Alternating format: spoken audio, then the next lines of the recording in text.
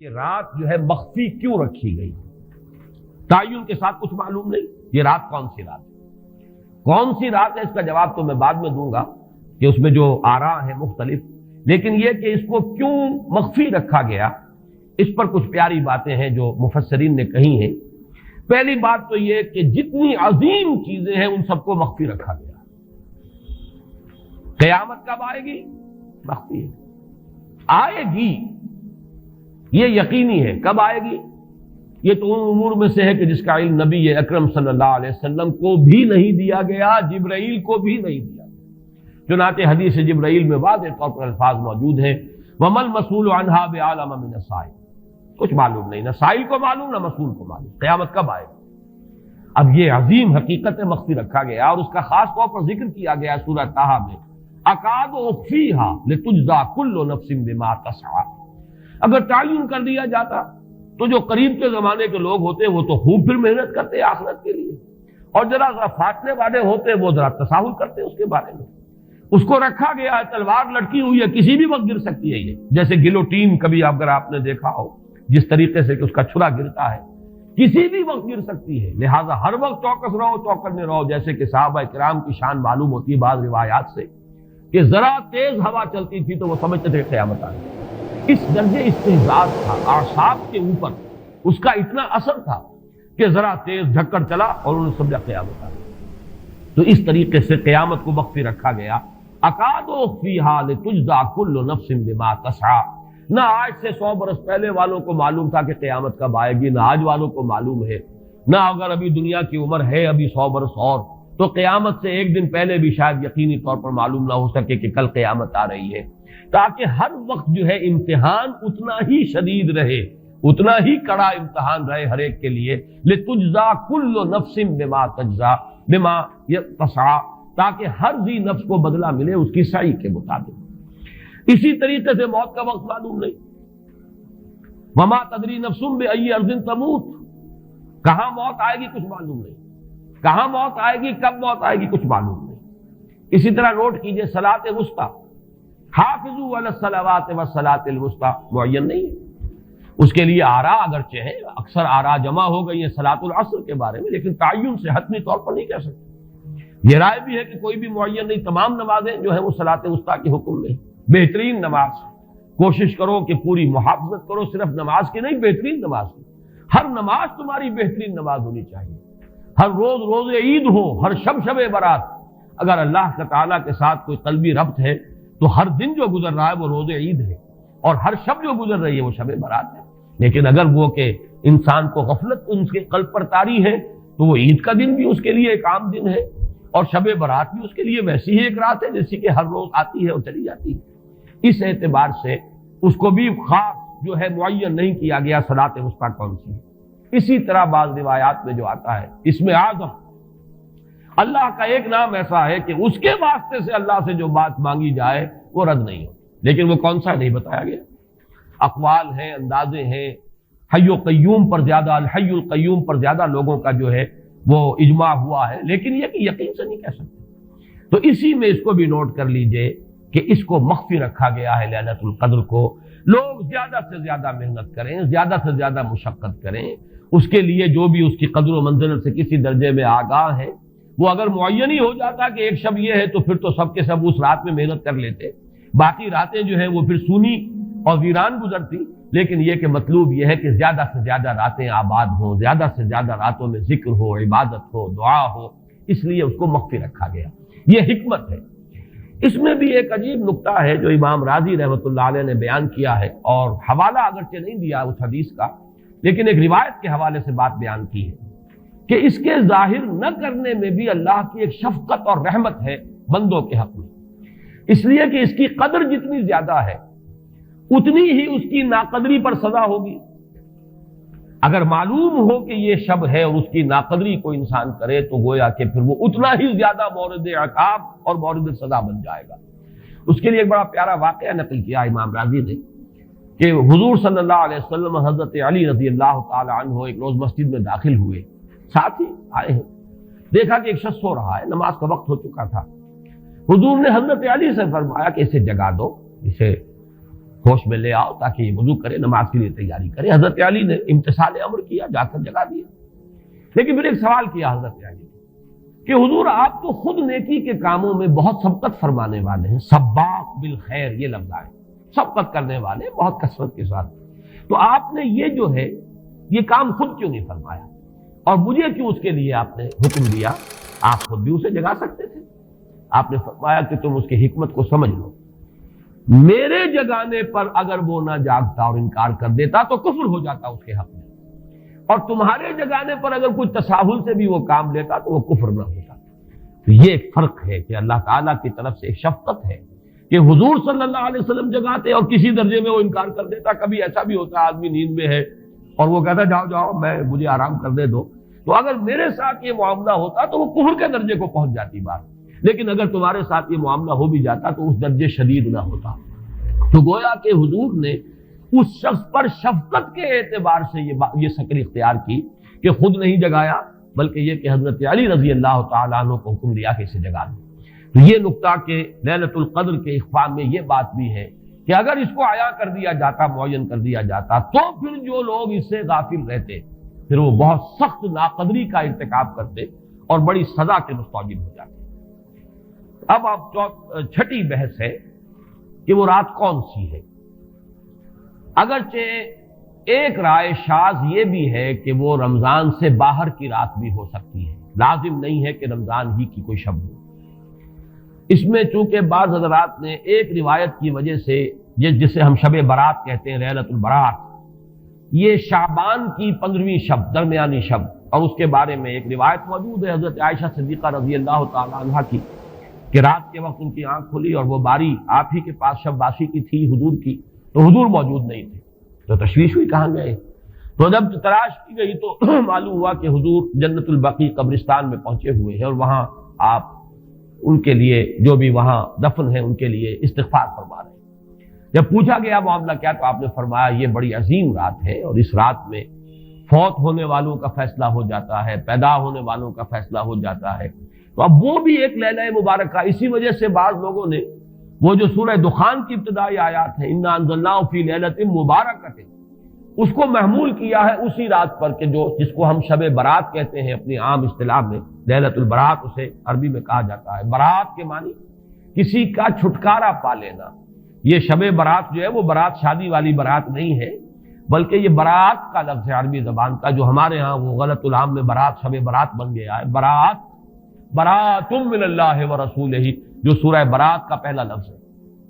کہ چھٹکارا پانا، کہ وہ رات بھی ایسی ہے کہ اس میں انسان استغفار کرے اور اللہ تعالیٰ سے اپنے گناہوں کی معافی مانگے تو اپنے آپ کو جہنم سے چھٹکارا دلا سکتا ہے، وہ شب برات ہے۔ اس اعتبار سے کچھ لوگوں نے گمان کیا کہ شاید لیلۃ القدر اور لیلہ مبارکہ اس حدیث کی روح سے وہی شب ہے، وہ ظاہر بات ہے کہ خارج از رمضان مبارک ہے، اور یہ کہ اس کے علاوہ بھی بعض آراء ہیں، لیکن یہ آراء جو ہے شاذ کے درجے میں یہ کہہ سکتا ہوں کہ تقریباً اجماع ہے اس پر کہ یہ رات رمضان مبارک ہی کی ایک رات ہے۔ اس کی دلیل ایک تو یہ کہ القرآن یفسر بعضہ بعضا کے اصول کے مطابق قرآن مجید کے اندر سورہ بقرہ میں یہ واضح کر دیا گیا شہر رمضان الذی انزل فیہ القرآن، رمضان مبارک کا مہینہ وہ ہے کہ جس میں قرآن نازل کیا گیا، اور یہاں فرمایا انا انزلناہ فی لیلۃ القدر، ہم نے اس کو اتارا ہے لیلۃ القدر میں۔ ان دونوں کو جوڑیے تو اس کا ایک لا محالہ جو ایک انیویٹیبل رزلٹ نکلتا ہے وہ یہی ہے کہ یہ لیلۃ القدر رمضان مبارک میں۔ دوسری اس کی تائید ہوتی ہے وہ مشہور حدیث جس کو الحمدللہ کہ ہم نے بہت عام کیا ہے، رمضان مبارک کی آمد سے قبل کوشش ہوتی ہے ہر سال جو ہے اس کی یاد دہانی کرا دی جائے۔ ایک طویل خطبہ جو حضور نے دیا تھا، خطبنا رسول اللہ صلی اللہ علیہ وسلم فی آخر یوم من شعبان، یہ حضرت سلمان فارسی رضی اللہ تعالیٰ عنہ سے مروی ہے کہ حضور نے شعبان کے آخری دن ہمیں خطبہ ارشاد فرمایا، یا ایھا الناس قد اظلکم شہر عظیم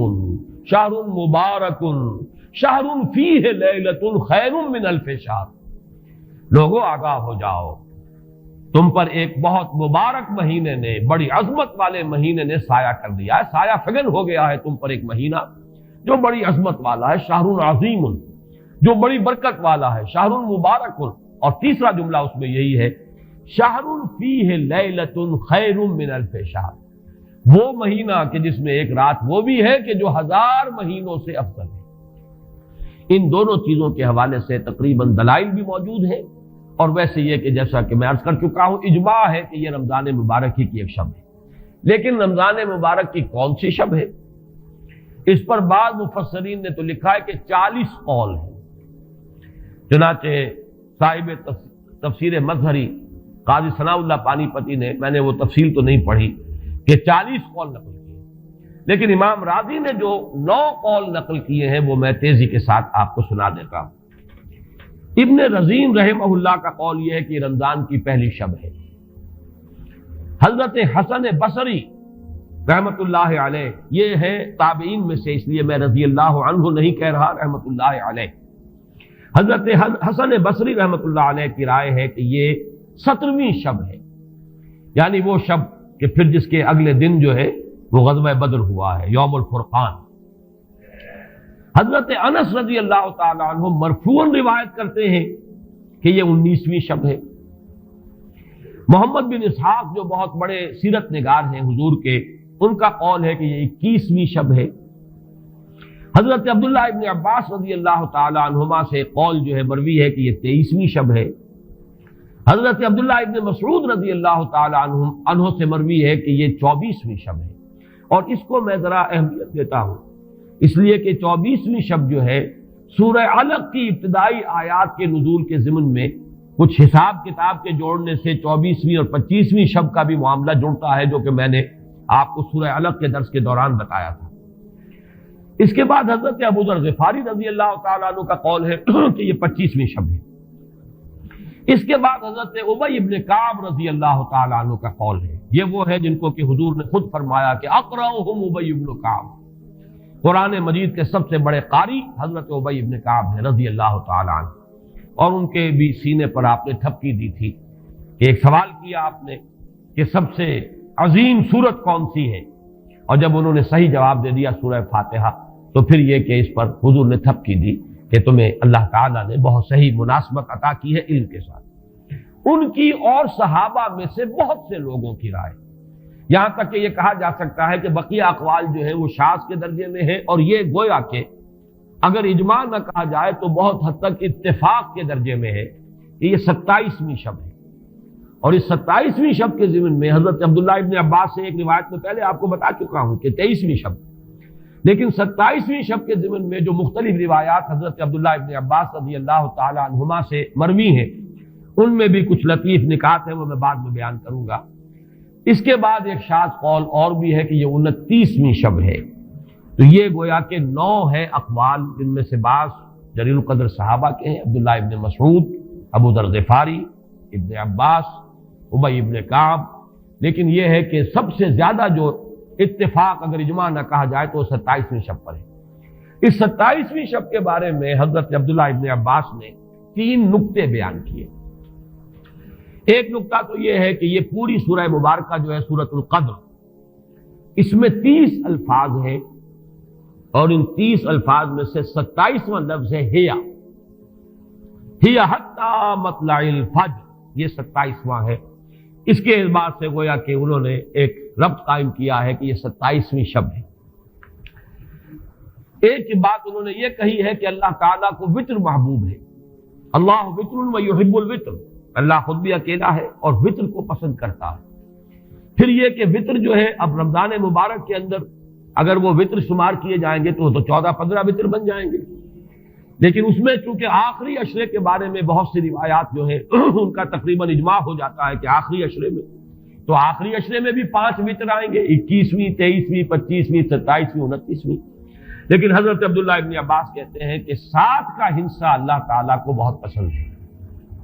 اور بہت سی چیزیں جو ہیں عالم تکوینی میں بھی اور عالم تشریعی میں بھی بہت سی چیزیں وہ ہیں کہ جو 7 کے ہندسے کے ساتھ وابستہ ہیں۔ 7 آسمان ہیں، 7 زمینیں ہیں، ہفتے کے 7 دن ہیں، طواف کے 7 شوط ہیں، سعی بین صفا والمروہ وہ بھی 7 مرتبہ ہے، ادھر سے ادھر، ادھر سے ادھر 7۔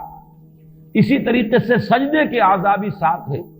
تو اس سے انہوں نے پہلے وطر اور وطر کے بعد 7 کا ہندسہ، رمضان کے آخری عشرے کی وطر راتیں اور ان میں 7ویں رات یعنی 27ویں شب،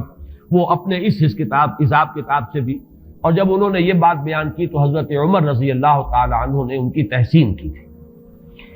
آخری بات اور بھی کہی گئی ہے کہ لیلۃ القدر جو ہے اس کے اندر حروف کو اگر شمار کیا جائے تو 9 بنتے ہیں، اور یہ لیلۃ القدر اس سورہ مبارکہ میں 3 مرتبہ آیا ہے. انا انزلناہ فی لیلۃ القدر وما ادراک ما لیلۃ القدر لیلۃ القدر خیر من الف شہر. اس اعتبار سے بھی 3 کو ضرب دی جائے 9 سے تو وہ بھی 27 کا عدد بنتا ہے. بہرحال یہ میں نے جیسا کہ عرض کیا تھا کہ ان کا کوئی تعلق نہ صرف سے ہے، نہ نحو سے ہے، نہ روایات سے، لیکن بہرحال حضرت عبداللہ ابن عباس کا ایک ذوق ہے. اس کو آپ ذوقی باتیں بھی کہہ سکتے ہیں، لیکن یہ کہ حضرت عبداللہ ابن عباس کی ذوقی بات ہے، لہذا اس کا کم سے کم تذکرہ ہو جانا چاہیے. ایک بحث یہ ہے کہ اہیا باقیۃ ام لا، کیا یہ رات جو اس کی عظمت تھی یہ باقی ہے، یا صرف وہی رات جو تھی جس میں کہ قرآن مجید نازل کیا گیا وہی عظمت کی حامل تھی. انا انزلناہ فی لیلۃ القدر، یا یہ کہ اب بھی ہر سال یہ رات آ رہی ہے تو اسی عظمت کی حامل ہے، اسی قدر و